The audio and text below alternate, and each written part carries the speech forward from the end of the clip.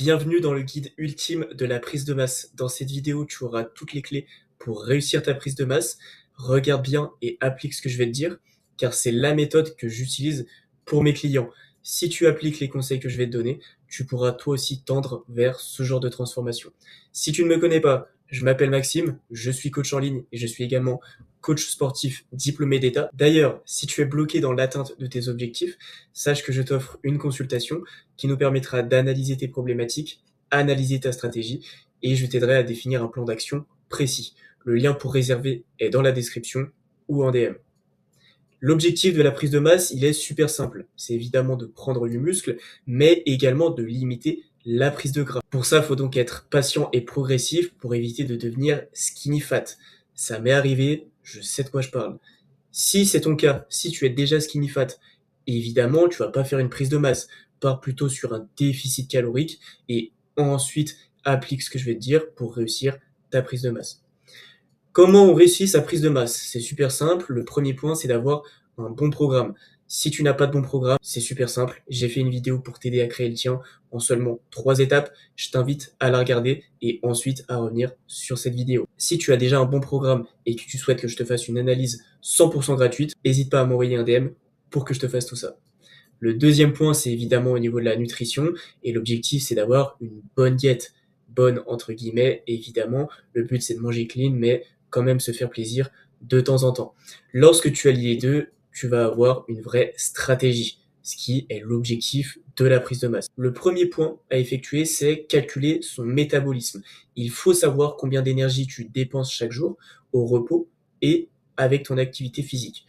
Pour ça, tu vas sur Internet et tu tapes Harris Benedict. Ça va te sortir une formule comme celle-ci, où tu vas rentrer ton âge, ta taille, ton poids, ainsi que ton sexe, et tu vas avoir un total ici en calories. Ça, c'est ton métabolisme au repos, ce que ton corps utilise pour faire fonctionner tes organes, tout simplement. Maintenant, évidemment, toi, tu vas bouger pendant ta journée, tu vas consommer des aliments, et donc tu vas avoir une dépense énergétique supplémentaire. Pour ça, on va prendre ton métabolisme juste ici et on va rajouter un coefficient multiplicateur pour calculer ta dépense énergétique journalière.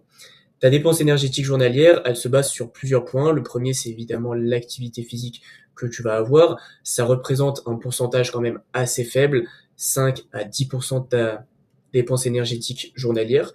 Ensuite, tu vas avoir ton NEAT. Le NEAT, c'est toutes les actions que tu vas faire sans forcément t'en rendre compte. Monter les escaliers, prendre un verre d'eau.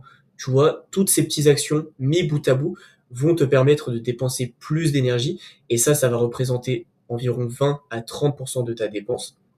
On aura environ 5% au niveau de la digestion et 50 à 60% de ton métabolisme basal, ce qu'on a vu juste avant. Lorsque tu combines tout ça, tu as ta dépense énergétique journalière et plus tu es actif, plus ta dépense va être haute et donc plus tu devras consommer des calories. Dans mon cas, tu vois, j'ai calculé ça à 1600, j'ai rajouté un coefficient multiplicateur d'1,6 pour obtenir une moyenne d'environ 2664 calories. Ça, c'est à consommer tous les jours si tu veux maintenir ton poids. L'objectif en prise de masse, c'est de prendre du poids et donc d'être en surplus calorique. Et pour ça, un surplus de 200 à 300 calories, ça semble être la fourchette la plus intéressante pour prendre du muscle et prendre du poids. Au-delà, tu risques d'avoir trop de calories et donc de faire du gras plus rapidement. Là, dans mon cas, on serait donc à 2964 kilocalories par jour. Attention, parce que souvent, on a tendance à surestimer sa dépense. Si tu as un surplus trop élevé, comme je te disais juste avant, tu vas prendre du gras plus rapidement, ce que tu dois à tout prix éviter en prise de masse.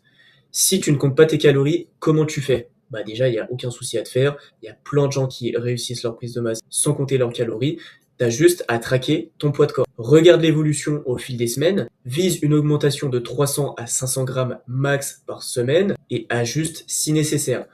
Au contraire, si tu stagnes, c'est super simple. Soit tu ajustes les calories, soit tu ajustes les quantités. Tu observes et ensuite tu réajustes si nécessaire. Ne sois pas trop pressé. L'objectif, c'est de prendre du poids lentement et favoriser ça sur le long terme. Donc si tu stagnes 1 à 2 semaines, aucun problème là-dessus. Attends, observe et ensuite ajuste si nécessaire. Maintenant que je sais tout ça, comment est-ce que je répartis mes différents macronutriments? Les protéines, ça reste le plus important si tu veux maintenir et développer ta masse musculaire. Pour ça, l'objectif, ça va être de viser entre 1,6 à 2,2 grammes par kilo par jour. Donc moi qui fais actuellement 64 kilos, je viserai entre 102 à 140 grammes de protéines par jour. Les protéines, ça te sert à être rassasié, à prendre du muscle et à avoir un max d'énergie. C'est donc super essentiel. C'est cher, j'en suis conscient. Donc, si jamais tu galères à optimiser ton budget, je t'invite à regarder ma vidéo où je te donne plusieurs tips sur les différentes sources de protéines, les différentes sources de glucides, ainsi que les différentes sources de lipides. Au niveau des lipides, d'ailleurs, l'objectif là, ça va être de consommer entre 0,8 à 1,5 g de kilo par jour, ce qui ferait environ 51 grammes à 96 grammes. Les lipides, ça va te servir à avoir une bonne santé hormonale, à favoriser également ta prise de muscle comme c'est plus calorique, et à avoir de l'énergie tout au long de ta journée. C'est très calorique, 9 calories par gramme, et ce n'est pas rassasiant. Attention, au niveau des lipides, on retrouve deux formes différentes. La première forme, c'est les acides gras insaturés, qu'on va retrouver dans tout ce qui est oléagineux, huile et poissons gras. C'est la source à privilégier au niveau des lipides. Ça va contenir des bons oméga 6, des oméga 3, et ça va favoriser ta santé hormonale. À l'inverse, les acides gras saturés, qui viennent principalement des viandes rouges et des aliments ultra transformés, c'est à limiter. Les acides gras saturés sont responsables de l'augmentation des maladies cardiovasculaires, de l'augmentation du foie gras et du mauvais cholestérol, du cholestérol LDL. Privilégie donc les acides gras insaturés. Quant aux glucides, c'est super simple, c'est tout simplement le reste de tes calories.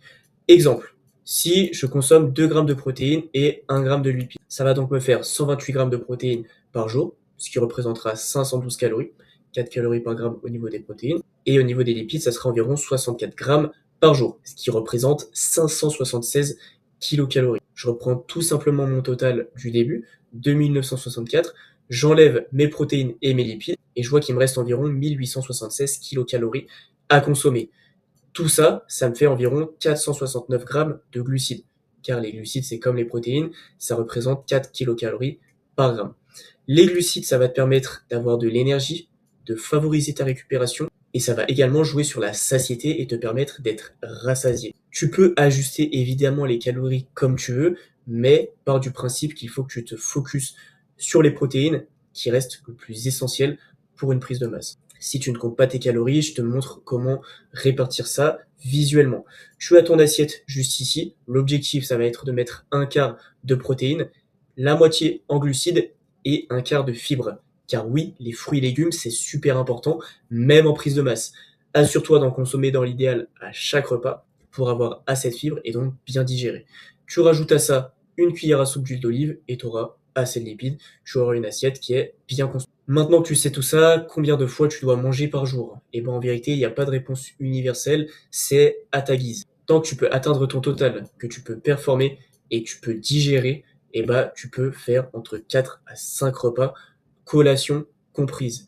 Si jamais tu n'arrives pas forcément à manger énormément, j'ai fait une vidéo qui pourra t'aider à prendre du muscle en mangeant moins. Le but, c'est de jouer sur les quantités avec des aliments plus ou moins caloriques. Mais s'il y a une chose que tu dois retenir, c'est qu'il faut que tu essayes de manger le plus sain possible. Et évidemment, tu as le droit de te faire plaisir de temps en temps. Mais pars du principe que tout ce qui est fast-food, restauration rapide, aliments transformés, ça sera pas forcément aussi intéressant nutritionnellement parlant. Et donc, dans ton cas, pour ta prise de masse, ça sera pas aussi intéressant que des aliments qui sont bruts. Si tu récupères bien, que tu essayes de dormir environ 7 à 9 heures par nuit et que tu n'es pas stressé, que tu traques tes données au niveau de ton poids, au niveau de ton alimentation et que tu t'entraînes de manière régulière et de manière intensive, voici ce qui est possible. Tu peux prendre du muscle et limiter ta prise de gras bien plus facilement que tu ne le penses.